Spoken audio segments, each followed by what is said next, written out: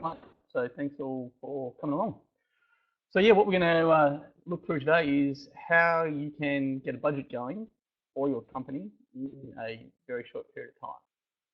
So I'm hoping everyone's using Xero because that's what we're going to look at. And if you're not, then I'm questioning why you're not.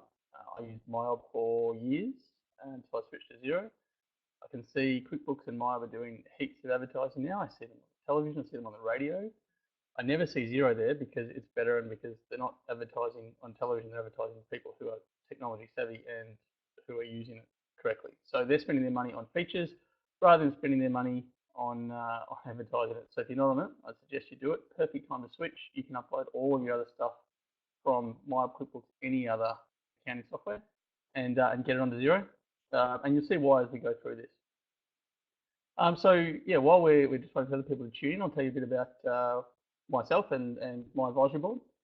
So I'm Craig Robinson, you guys all know that. I've been an entrepreneur for 10 years or so. I'm living on the Sunshine Coast now. You can not quite see the ocean in the background there through the curtains, but I retired a couple of years ago, sold my construction business and my physio and Pilates studio down in Victoria. I've still got 51% of the construction company, but my only responsibility now is to show up once a month and chair the board meetings. And I did that. I managed to grow that to that point over 4.5 years. We grew it to over 60 staff. We're just over 100 staff in the construction company now, and we have about 45 staff in the physio and Pilates studio. Mainly through having an advisory board was what allowed me to grow them so quickly and to avoid the bear traps that come from business. So most of you guys are going to be in business. You're going to understand that not only is it hard, but there's heaps of things that come along that can trip you up at any point in time. And having some expert advisors there to guide me, I used a personal friend who'd been former general managing director of Australian Paper, so risen to the top of a listed company that had about 3,500 staff. And I found another mentor to sit on that board with me, and we would meet once a month, go through every aspect of the business and of each of the businesses, and see where we're at, and look at what was coming up for the businesses. And that not only let me grow, but it kept me alive, because there's a few times there where we nearly hit the wall and hit huge traps that I hadn't seen coming. If I hadn't reported on, then I wouldn't have had the ability to, or the foresight to see it, and I wouldn't have anyone else around to help me see it. So I've taken the last 3 years off.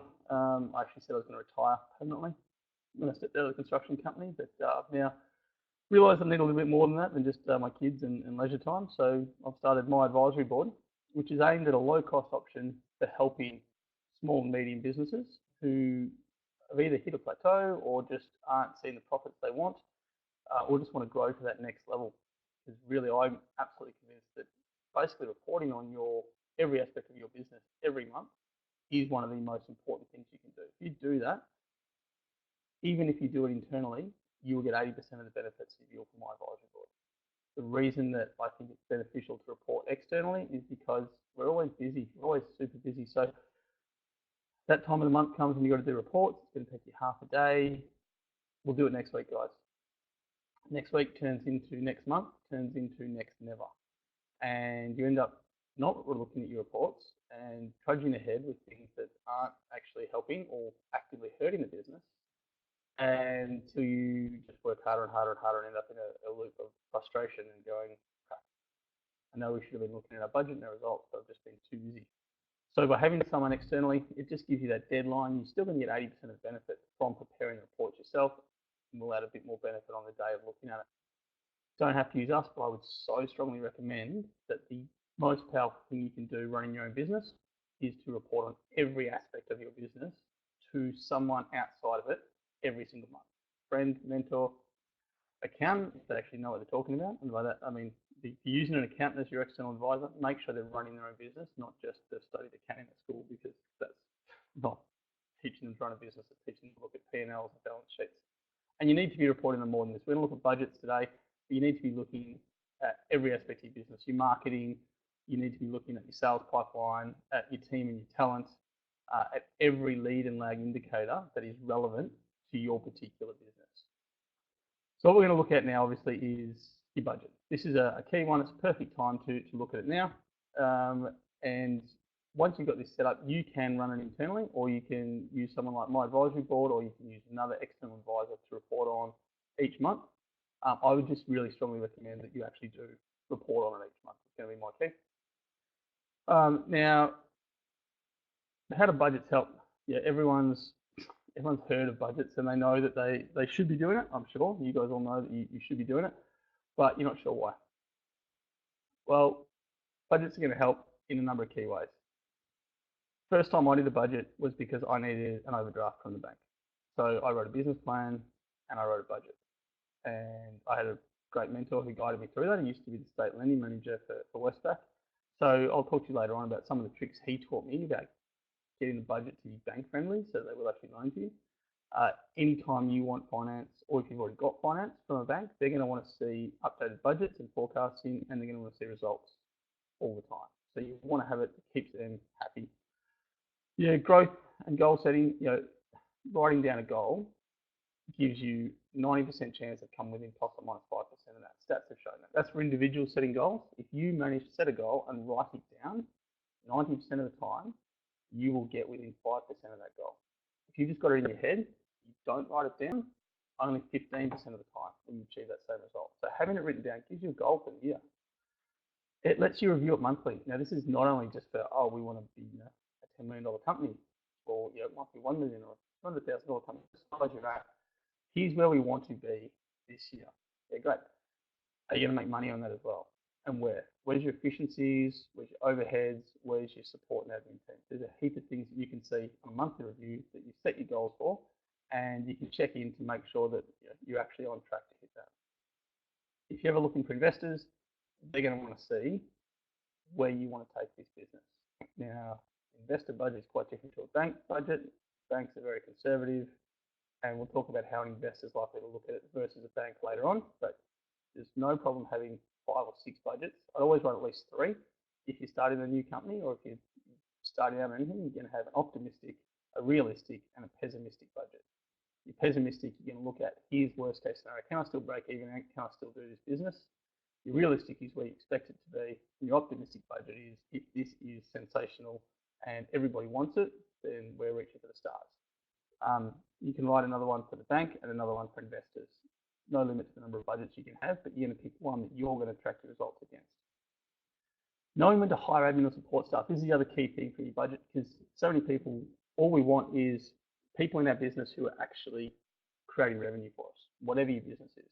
They're the people who are creating your product, delivering your service, who are doing billable hours, whatever it may be. They're the ones who are contributing to you getting money in the door. Then you've got the non-productive staff. Now, it's a weird thing to say, I've been a non-productive staff member in most of my companies for the entire time. I've never been on the tools physio Pilates, and I haven't been on the tools in the construction company either. I've been there as management. So all I do is draw a wage and a SAP on the company. Now, obviously you want to keep that number of support staff and admin staff as low as possible, but at the same time, you need to make sure the guys who are actually out there doing things are supported in the right way. So it's a perfect way looking at your budget to go, okay, if revenue hits this much, and I've got this many staff who are producing and actually earning revenue for me, how many people do I need behind the scenes?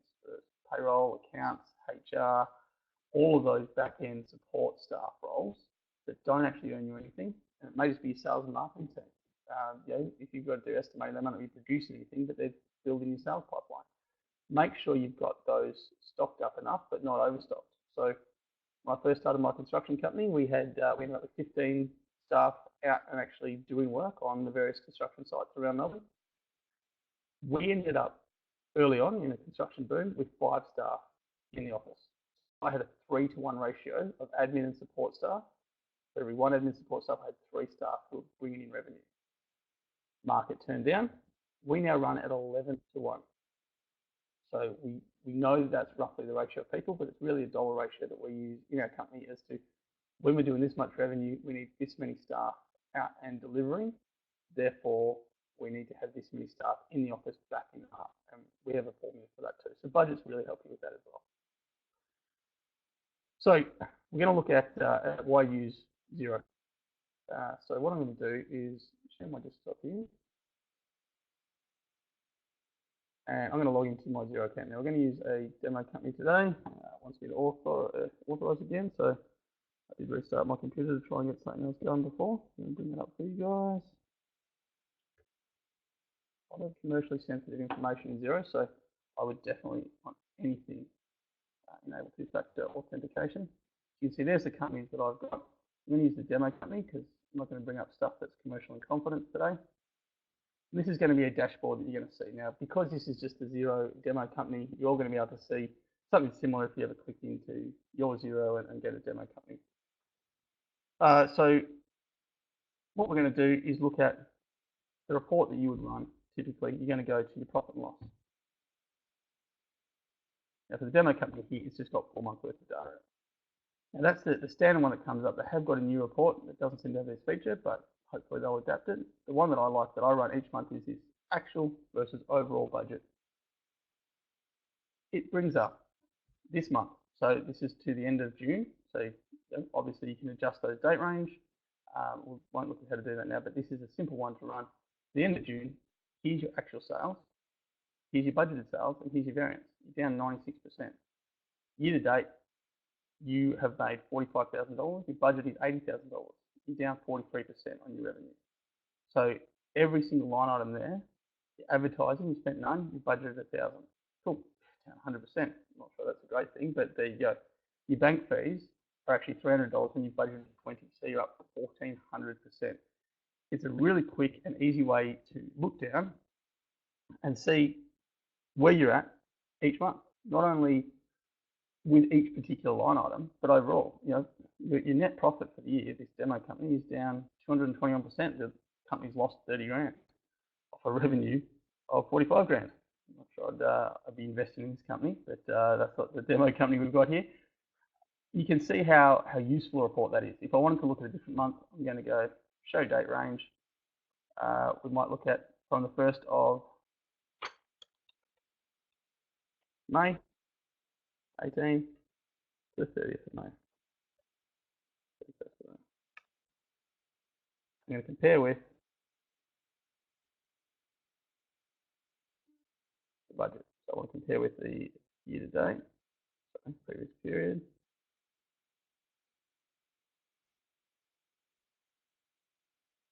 And no, wrong one for you guys. Compare with the overall budget. So I'm going to May 2018, update. And there it is against the budget. So I can see in May, I was actually up 4.4%. Now that may be because we're only halfway through June. So for the demo company, you don't have all the figures in, but you go back and look at the end of the month and you go, right, cool. Well, when we report about now, midway through June for May, we're going, cool, our revenue is up, our profit's up. We expect to make $425. Woohoo. We've made nearly 2 grand, so we're up 364%. Year to date, we've still got problems. But again, you can see how quick and easy Xero makes this for you to see. With push a couple of buttons, you can go back to any month and see where it is and where you're at versus budget, which is a great tool for you to look at internally. Especially, I love this red and green because it's just, you know, your eyes are drawn to 4.4%. Oh, down 26%. But you know, you're looking at why haven't we spent money on advertising, or we have in fact. Why we didn't with June. You know, why have we underspent on freight and general expenses? What are we holding back on? Why is our you know, lights and power up by 33%? What have we done there? How's rent gone up 70% over budget? You know, have we hired another premises? You may know that because you set a budget and you leave it for the year, but you can run your eyes down really quickly and it's drawn to the big numbers and the big percentages and find out where you're at. So we're going to assume that this is your company, this is demo company, and you've been trading for 4 months because that's how many data we've got. But we're going to take that data and we're going to extrapolate that to allow us to build the budget for the next year.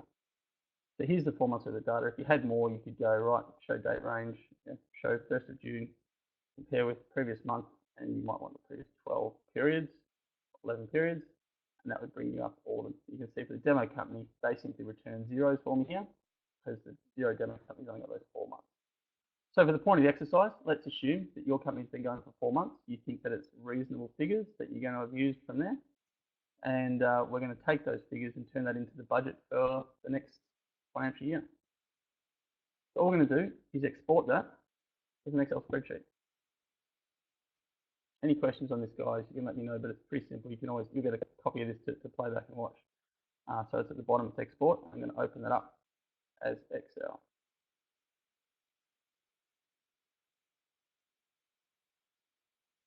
I can see comments from anyone, so if you can't see this because it's too small, do let me know. Right. So all I've done is export the P&L, and I've got the 4 months and the year-to-date results. What I'm going to do is go into reports, and one of the top ones here is Budget Manager.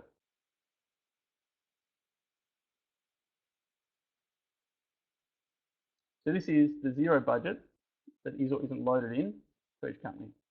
So you can see it's got showing the actual 3 months. So looking at April, May, and June 2017. I'm going to look at July 18. I'm going to update it there. So there's the previous 3 months that we've got. And it's already got a budget entered in, which is obviously what it's being compared to in those results. So you can go in, if you choose to, and manually enter every single category for your budget in Xero. So you could go, right, okay, we'll go along to July. Our revenue is going to be $20,000. You have to do manually in every single category, hit tab, go across, really slow and boring. So again, export as an Excel sheet. The alternative is you simply go import, which is what you're going to do when you're done, and you download the template. So again, download template as Excel. It's going to have the same result. What I'm going to end up with is the budget as it currently looks in Xero. I'm just going to drag this out, and it's in an Excel format, which is nice. And you can see this has already been populated as a budget by the demo company, by Xero. So now the first thing I'm going to do, because I want to work on the same sheet, is I'm just going to create a new sheet here. And I'm going to go across to my P&L, select all by hitting that top corner, copy it, and paste it over here. So now on 2 tabs, I've got my P&L and my overall budget.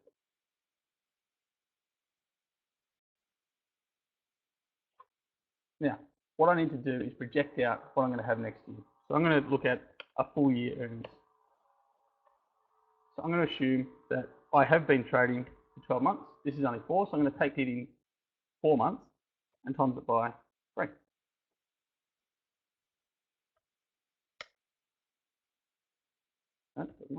Take that, times it by 3.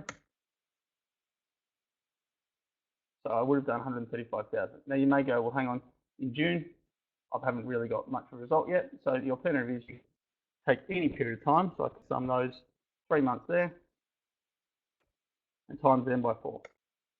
Same result I'm going to get at the end of the day. Yeah. Play with this however you want. I'm going to simply drag that down and go, right, if we extrapolate these figures out, where am I going to be in 12 months' time? The reality is I'm going to have lost $48,000 if I keep doing what I'm doing, up $135,000 worth of revenue. Yeah, I really don't want to be in this company. Right, so there's my projected full year earnings. If you've got 12 months worth of data, great. If you've got 2 or 3 years worth of data, even better. Put them all in there. You can either take averages from them, you can take the most relevant year. You're going to know it's your business. There was an anomaly last year, so we've seen a real drop off for 2 months because we lost a salesman. So we're going to take those figures out. However it may look, you know what you're doing and what's realistic for your business. You just take in the historical figures, and we're going to use those to build next year's budget.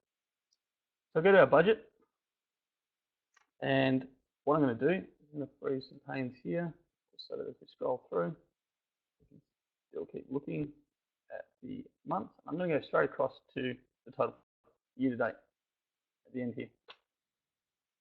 Now, this is, as I said, it's already in there, so I don't know where they come up with this figure. But what I'm going to say is we're going to take last year's figures, I'm going to times it by 50% increase. I'm going to times it by 1.5. You can see all I've done is take in that cell, so I went equals, across to my tab at the bottom there, P&L, and I've picked the full year earnings, clicked on that, and then multiplied by 1.5, and enter. And that's telling me if I do 50% more revenue next year than I would have done had I traded a full year this year, I'll do $203,179.73. Now, you can see this figure hasn't updated down here because it's a sum, so I'm going to leave that because it's a good verification for me. Now, the simplest thing to do is simply go to every single one of your months and divide by 12. So I'm going to go equals, I'm going to take my year-to-date total. I'm going to hit the F4 key here, because you'll see up here it's come up with cell Q8. What I want to do is to be able to drag that across, so if I hit F4 it'll go $Q, $8, which just makes it an absolute value in zero. I won't get too technical, but it just means that as I drag it, you'll keep it there. I'm going to divide that by 12.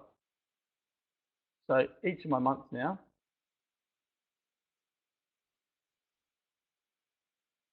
drag that across, update. No, doesn't like it.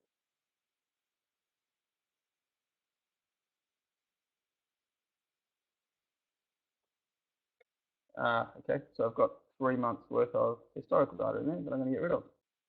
We're going to start from July 2018 for this one. Now if I come over, I've divided that by 12, I should see that the total is exactly what my total there is by simply putting those formulas in. Now that's assuming that every month's nice and smooth and even, and you're going to do exactly the same revenue in each month, which is almost never the case. So to give you an example for the construction company, we know that come December and January, the whole industry shuts down for about 3 weeks over Christmas holidays.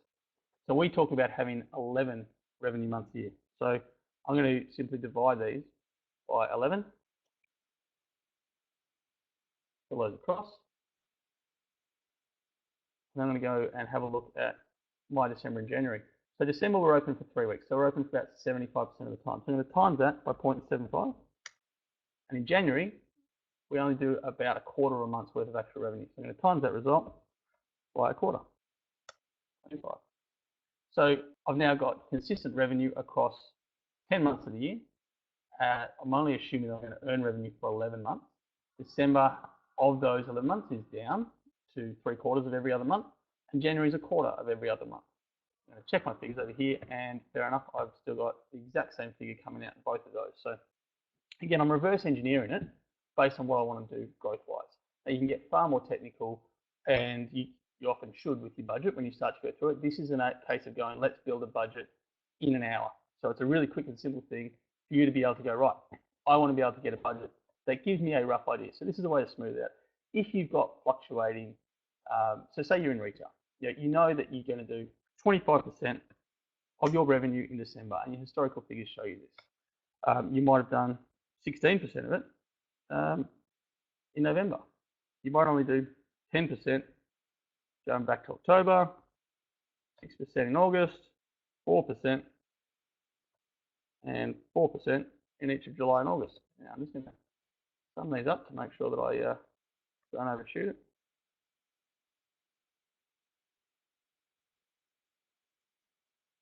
So 65%. June, again, I might do 4%. January, I might have a sale. I might do 12% of my revenue in January. But then February it goes down, I only do 8%. I've got 6% in March and 5% left in April. Make that 2% actually. I'm going to need to do some in May. Right, if I knew that that was my figures,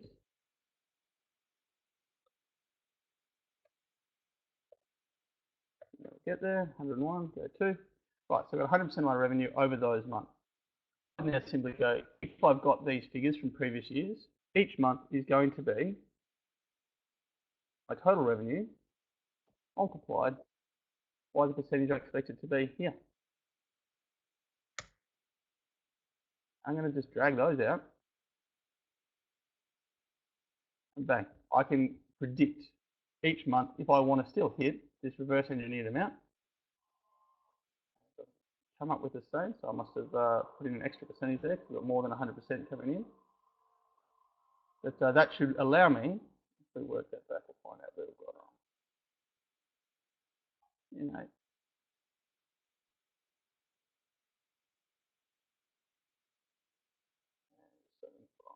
There to start. Now we've got them all. So play with that and figure out again. If you've seen these differences in figures, you want to know where you're going wrong, so you can make sure that these add up, because they all should add up to exactly 100%. It doesn't like to. So if I had these figures from last year. Again, if I assume for a sec that I've already got these, I'm just going to make them, don't worry about what I'm doing here, guys, just put in as values so we can look at it. If these are last year's results, I could again reverse engineer that. I could go, right, I've made $200,000 in revenue. I'll take what percentage of each month as a total.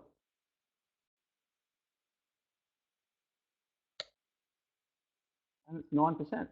Right, I reverse engineer that back across all of these, and I can see where it's going to be. Doesn't like it because I didn't put an absolute. So this is what happens if you don't press F4. So I'm simply going to go back to here and go, it's N9, F4. So it's divided by the same one every time.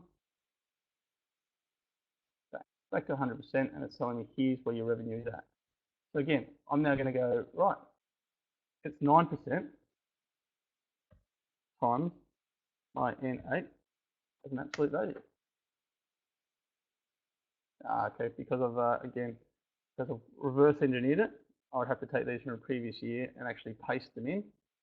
The thing about Excel, it can get complicated. But if I do that now, okay, right, that's 9% times my N8. And drag that along. That should give me, bang, there's my figures. They match up. And I've got a figure for each month, which is actually going to be realistic as to where I'm going to go. So you can be as creative as you want with this, but this is a quick way to go, cool. I'm going to start with what I want to do. And that's what we started with here. I want to grow by 50% this year. How I make that look so it looks realistic is up to me. I'm going to do the same with each other thing. So I'm going to go my cost of goods sold. Well, for here, I'm going to simply take my cost of goods over here, and again, times it by 1.5. And I'm going to take each of these, and for the sake of this, I'm just going to assume again that we've got the same cost of goods in each month. If I was doing it the way here, I would simply go that percentage times my cost of goods sold, because my cost of goods is going to go up and down as a percentage as well. So if I was doing an even 12 months, it would be divided by 12. So here, if I'm using a percentage, I'm going to take it and take that percentage and put it there. If I'm doing 11 months, we're doing a construction company, I would just do the same thing. So it should, obviously, cost of goods is going to fluctuate with your sales. Check there, yep, the cost of goods has tallied up here. Right, so now I just need to go and do the same for, we've got no other income from last year, so I'm going to do the same for my operating expenses. Now the thing to watch here is often you've got in your chart of accounts, you've got more items, more accounts than you actually use. So if you just try and copy them straight across, they won't marry up. So I'm just going to insert the entire column over here down. I'm going to take my chart of accounts and paste it next to it. You can see advertising lines up, bank fees, cleaning, yes, commission. Well, obviously didn't pay commission because when I look here, there is no commission. So if I simply insert and shift those down, right, commission doesn't line up. Consulting and accounting should line up with consulting and accounting. So I picked 2 lines there. So all I do is make sure that I've got, this is my quick cheat way of doing it, of making sure I've got each of them lining up. So consulting and accounting lines up with consulting and accounting. Entertainment, freight and courier, yep. Income tax expenses, insurance, interest expenses. I didn't have any of those. That's interesting. I'm not sure I'm absolutely satisfied with the way this demo company's been run. But again, I'm going to line up legal with legal. Lighting, motor vehicle, office, printing, rent, subscriptions, superannuation. I didn't pay any super either. The ATO's going to love me.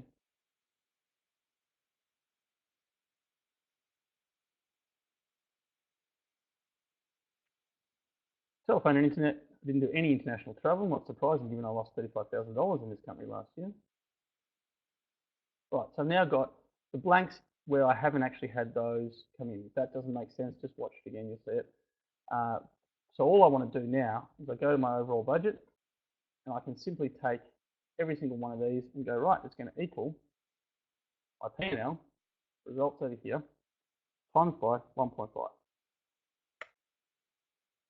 And I'm going to drag that down. All of them. Now, That again has to be factored into the total annual expenses for each month. So what I'm going to do is simply take it and divide it by 12. For a lot of these, that will be the case. For some of them, it won't. So again, to do it quickly and simply, you can drag it across. You know, things like accounting, you're only going to have those once a month. So again, I've got to make sure, because what I've not done is made that an absolute. So what I'm actually going to do here is take that, make it an absolute. So I'm going to delete that second dollar symbol, which will let me drag it across the whole table. So drag that all the way to the end here. You see, I've now got it for every single month. And by simply putting the dollars in front of the N, what I can now do is drag this down my whole table here. Bang. Each one of those is now a 12th of the total over here. Yeah. So again, we've simply upped our expenses by 50%. You scroll down to the bottom for the year, while we've got 50% more revenue, we're now losing $73,000. So what we're going to obviously do is go, well, let's be a little bit realistic on that and see where that's going to go up and down. So I'm going to go and have a look at my costs, and I've just got them lined up side by side and see which of those is going to be the same. If I increase my revenue by 50%, am I going to increase my advertising by 50%? Hell yes. If you don't, how are you growing your revenue? So that's fair enough. It may increase by more. You can change that around. Bank fees. I'm going to do 50% more revenue without needing another bank account. So I'm going to take out that. I'm going to say I'm going to pay the same bank fees next year as this year. I'm going to assume, for the sake of this, that I'm going to keep the same office and the same cleaner. So my cleaning bills aren't going to go up. Didn't pay commission, consulting and accounting. Paid $441 for an accountant. As I grow, I think I'm going to need more accounting because I'm going to need a decent accountant. So I'm going to increase that by 3. So I'm only spending $800 a year on accounting. I'm like, you know what? I'm going to spend $5,000 this year on accounting as I grow to be a reasonable business and get this set up. More entertainment, yep. Going to do more entertainment because I have more clients. Freight and courier, well, I saved $40 negative from last year. I'm going to say I'm going to spend at least $250 on freight and courier this year. Yeah, my general expenses are going up. Income tax, insurance, well, again, I need to have insurance. I should have, you know, public liability and director's insurance, business interruption in general. So I would go and get quotes. I'd put them in, but we're doing this in an hour. So let's just call it $20,000 for this business to allow for insurance for the year. Legal expenses, well, if I've been paying a lawyer, I'm probably still going to have to pay a lawyer next year. Heating and power, again, I'm going to use the same office. I'm not going to have necessarily many extra staff, so I'm not going to, and computers don't draw much power. So I'm going to use the same power to heat and light the office. Yep, motor vehicle expenses are going up because you have to drive more for more clients. Office expenses, printing stationery, they're all going to go up. Don't think they won't. They will. If you're doing more revenue and you needed them for that revenue last year, they will increase as well. Rent, if I'm using the same office, my rent isn't going to go up. Now, be realistic, because it's so easy to rip the guts out of overheads and then just miss them all year. So think about it realistically. You know, subscriptions. You're going to go, well, I don't need any new subscriptions. Yeah, you are. Guaranteed. If you found things that you found useful that you're paying for, there'll be more apps and more subscriptions that you'll pay next year. You know, that may elevate astronomically, but for here, we'll leave it at 50% more. Now, you haven't paid super. I don't like that. Well, you're my demo company. I'm going to take the wages and salary for here. I'm going to times it by 0.095, so 9.5% to allow for super, because you know, we need to be paying super. We want to factor it into our budget. Telephone and internet may not go up. Travel national or international yet. Again, I'm not going to travel because the company's not making money. If I had to travel nationally previously, and I'm assuming it's for sales, you know, if your company, you may just be visiting, you know, I visit my sister in Perth. Obviously, I always attend a business conference while I'm there. So I'm going to assume I'm going to do that 50% more because I'm going to assume that it's for business purposes.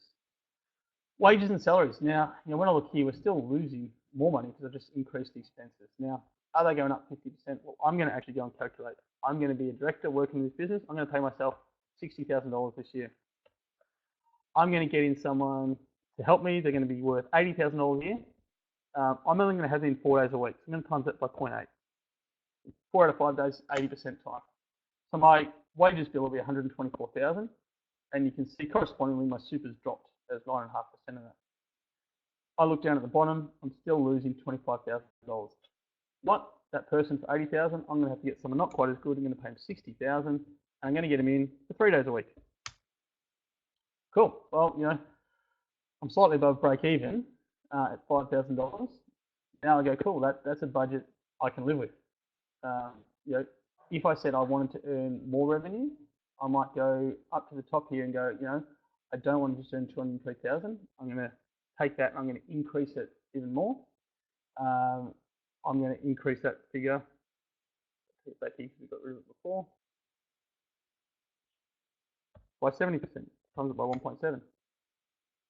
So that's obviously going to throw up my profit. But if I'm going to do that, I'm going to have to increase other costs like advertising. So allow for that to go up by at least twofold. And then I'm going to have to visit every single line item and go, which one of those costs are going to escalate as my revenue and delivery of product or service goes up as well. So be realistic.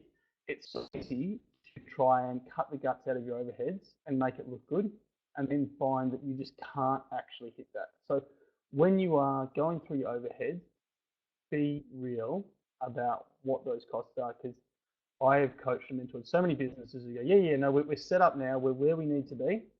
Next year, we're ready to go. Our revenues are going to escalate, but our costs are going to stay the same.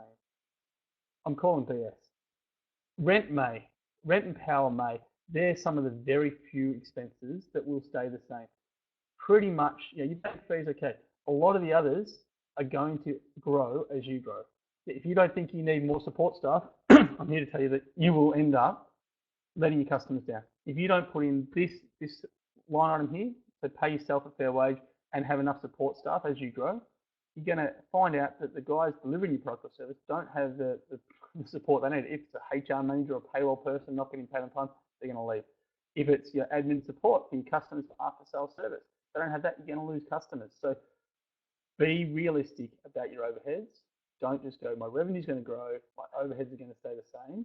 You're just setting yourself up for disappointment. But that's how you do it. So what we've got there is a budget that I'm going to hit save on. That will have gone to my downloads folder. Overall budget 49. So now what I'm going to do is take you back to 0, and here we are at our budget manager. All we're going to do is browse for a selected file. I'm going to go to downloads, find the one that's most modified recently, and import it.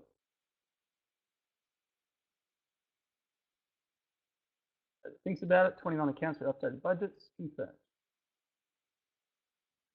Right, so now into Xero Budget Manager, I'm going to just get the showing previous month, update that to just show my budget. All these figures that are now in the Xero Budget Manager are the figures from that spreadsheet that we just updated.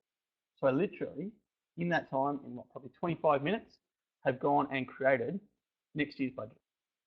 I simply upped the revenue by 50% or 70% in the end. We decided what our month curve looked like for this retail business, where we're doing 25% of our revenue in December and 2%, I think it was, in April. We've updated our costs very roughly, but we've got them all in there and we've got something to compare them to. So that's all it takes. If you want to finesse it more, it depends on how much time you've got. You're going to go through and start to look at what you do. So you might start to go, well, advertising, September, October, November, December is when we really punch the advertising. We don't advertise in the months where we don't get customers in the door. So again, you can tinker with those to make them how they go. Bank fees are going to be consistent. Cleaning, consistent. Entertainment, well, that's going to change for you. Often most companies spend 60% of their entertainment bill in December for their staff Christmas party. Okay, so you're going to have nothing big spend, nothing small spend.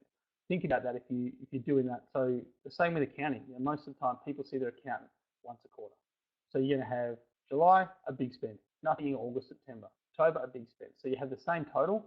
And again, if you wanted to do that, if we find our consulting accounting, I'd simply wipe these figures out and go, right, for July, I'm taking my end figure, $5,000, I'm dividing it by 4. If I go to my N28 and make it an absolute again, just hit that F4 key, I can then simply copy that October. Now, you wouldn't do it in January, you normally do it in February when your VAT is due, and you're going to do it in April. Right, so I've still got my $5,000 there, but it's now spread across 4 different payments. Now, that just makes it better when you hit report generate, because you can see that otherwise you're going, oh, we didn't spend anything. Wow, we overspent on our accounting. And for the first 2 months of the year, when you spend it in July for your accountant, you're going, wow, we've massively overspent by 3-fold for July. By the time you get to September, oh, it's okay, we've spent what we should have on our accounting. But then bang, you spend it again in October and you look behind again. This way, it only comes up when you set it. How detailed you want to get into it is up to you guys. If you've just done what we did in 25 minutes, at least you've got a budget It may not be perfect, but hey, if the overheads are up or down, you're going to know and realize these things. Oh, we only see an accountant once a quarter. At least you got it. At least you can track it.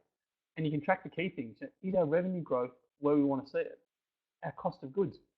That's your efficiency measure. Your gross profit is efficiency. So I don't know what this company is delivering. So it's not in retail. If their cost of goods is only $3,000 to $230,000, probably more likely a consulting firm.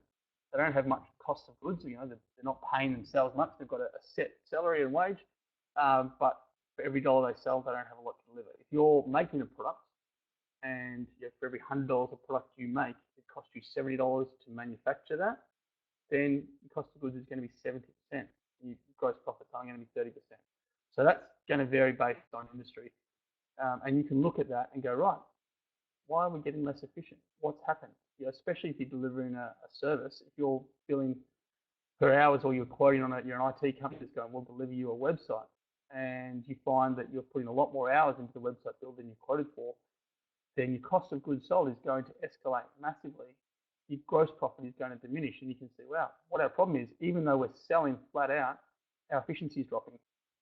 Could be a bunch of reasons. I've seen companies go, wow, we've got a mega sales year that's happened, and their gross profits drop through the floor because they haven't hired enough staff to keep up with the revenue they're now generating. So their staff are all working 60, 70 hours a week, are run ragged, aren't seeing their families, aren't performing, they're just zombies at their desks. And while they think they're delivering, the reality is when you look at what you're paying these guys for deliverables, they're just not getting the things done in the time that they used to because they're not working efficiently. So their GP dropped off. Or they've brought in external consultants. In another instance, different company, but I saw them bring in external contractors and consultants to do that work on a short-term basis. Those guys weren't motivated. They weren't part of the team. They weren't on board with the revenue set.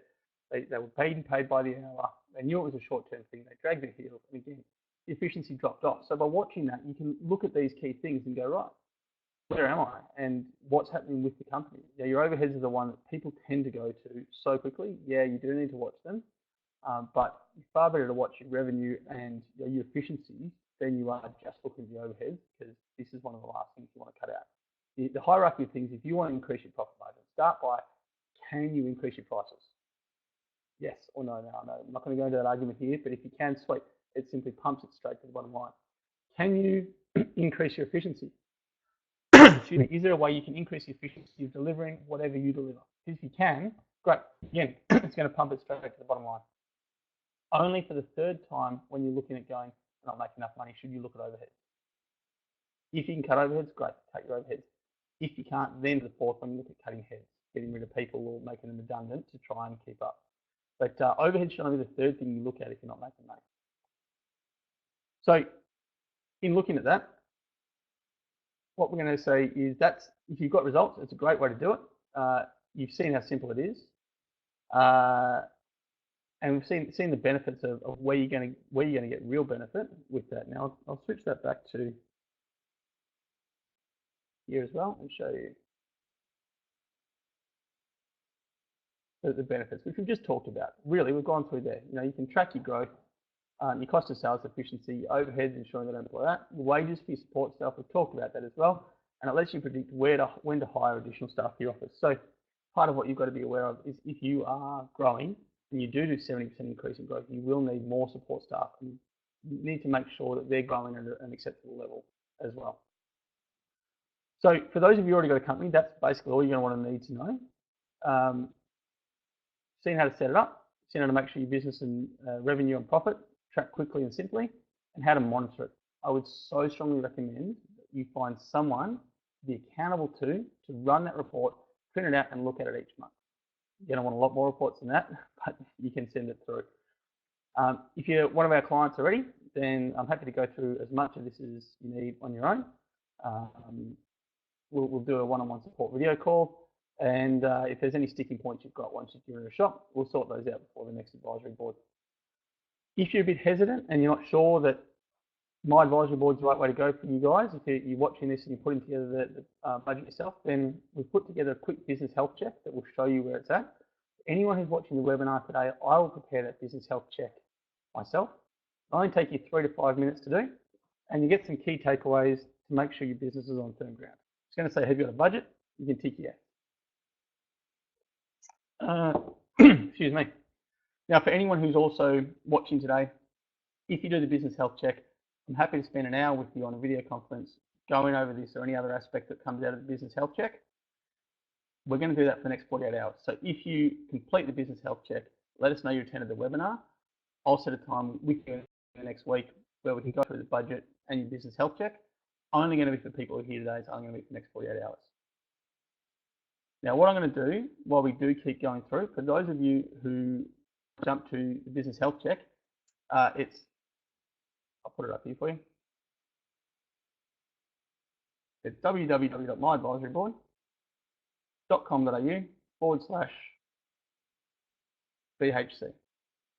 So my whole screen's frozen there. I'm assuming you guys can still see me, but it's when it comes back up, it will be myadvisoryboard.com.au/business health check, or BHC, sorry. Now what we're going to have a quick look at is if you've got to create a budget from scratch. We've only got about 10 minutes left, so this is going to be a quick and simple way to do it because you've seen all the tools you need to do. You're going to have the same principles that come out. You're going to go and export your budget to an Excel spreadsheet. Open this up from scratch. Got all my messy workings all over it. What you're going to have is if you opened it up and you haven't run a company before, you've never loaded a budget, it's going to load up with a whole bunch of zeros.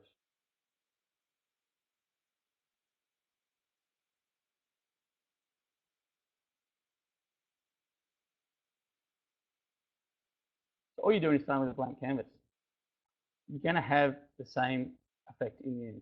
If you go, right, I would work backwards and go, right, well, I need to earn, because I started my own business, $80,000 this year. Okay, I'm going to divide that by 12.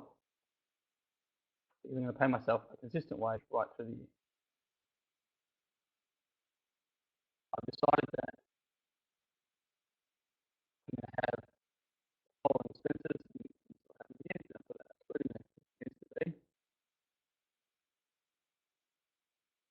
Making sure it divides that same sum every time.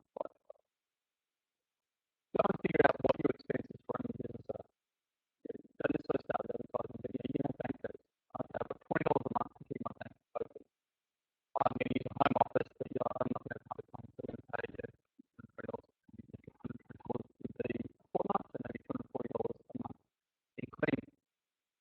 I don't have consultants as I start out. Entertainment, no. Trade and courier, do I have to procure anything? What are my general expenses? Allow for money for that. You're going to have general expenses. Income tax. Okay. Sorry, I just realised that I haven't actually got you guys seen this. Yep, there. All right, so we've seen that there. Cool. So, sorry, I'm talking through this budget that you've not seen. All I've done is you've got your budget up here with a bunch of zeros. And all we're doing is, as I said, reverse engineering it. So we're starting from your costs. So I've put in down the bottom here, running through what I was talking to you about while you couldn't see it. Put in the fact that you're going to earn $80,000 a year, and I've divided that by 12, so it's cost a month. Then I'm simply going to go look at every single one of my expenses and figure out what it's going to cost me a month. I'll put $20 bank fees, $240 in cleaning, $120 for cleaner, twice a month. General expenses, income tax, probably not. Am I going to need insurance? Get some quotes, decide whether or not, depends on your business, but you're going to want those pretty quickly. Do I need legal expenses? It may just be a home office, but nonetheless, you're still going to pay a third of all your costs now coming from the company. So figure out if you're paying $500 a quarter for gas, water, and power, then you're going every quarter, put in as a quarterly, $500 times by a third. So that's a third of the cost of the home office. You're going to put that in every quarter. Motor vehicle going to be paying for your company, stationery, $150 a month. Rent, again, you're paying $2,000 a month in rent, and a third of it is going to now be covered by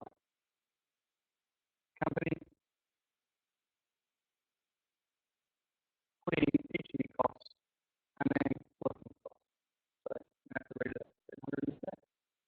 But then I can go, right, what is it going to cost me to actually live? Now that I'm going to be in this business, starting from fresh, how much do I need to earn just to survive? And the reality here is rough figures, and you put them in more accurately, you got 100 grand. Right, okay. What's my cost of goods? Again, if I'm delivering a product that's going to cost me 70%, then I would simply put here, my cost of goods are going to be times by 0.7. Yeah? And then I go, right, I'm going to have to earn 300 grand. It's going to cost me 210 grand. I'm still going to be going backwards because I'm still going to be down. In this case, because it's been $99,000 to survive.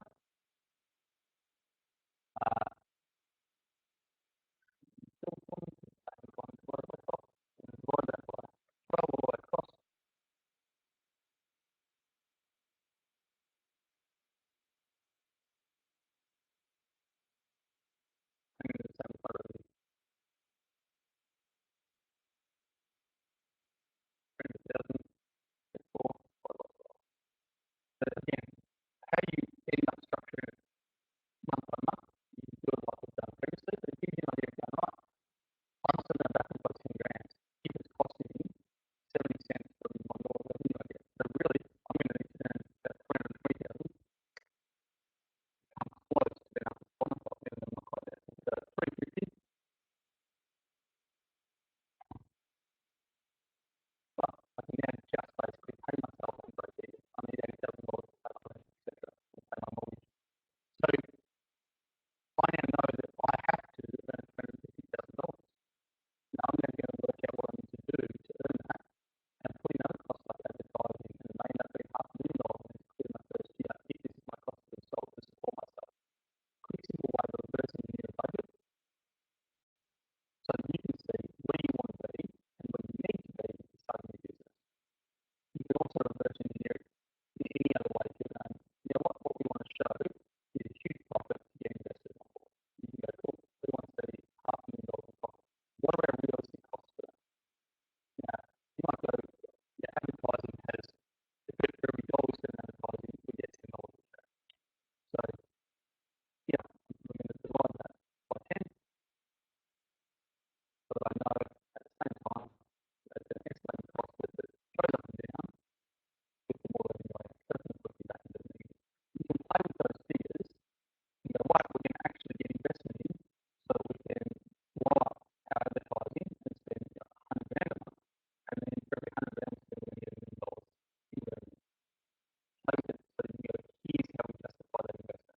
I said earlier on that we talked about banks. The rule of thumb for banks is quite simple. Again, this is from someone who was a state lending manager who left that for retire.